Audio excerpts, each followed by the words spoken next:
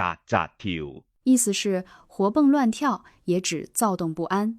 例如，你看這蝦多有活力，全部活蹦亂跳的。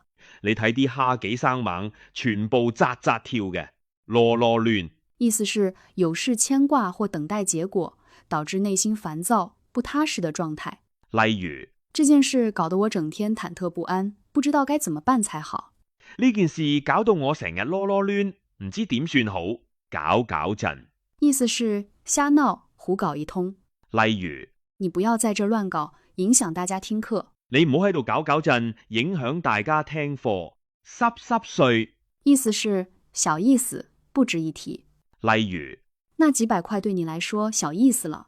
嗰幾百蚊對於你嚟講濕濕碎啦，急急腳，形容人走路急促匆忙的樣子。例如，我看你行色匆匆，要去哪裡啊？我睇你急急腳咁，去邊度啊？想了解多啲廣府文化，記得點返個關注啦。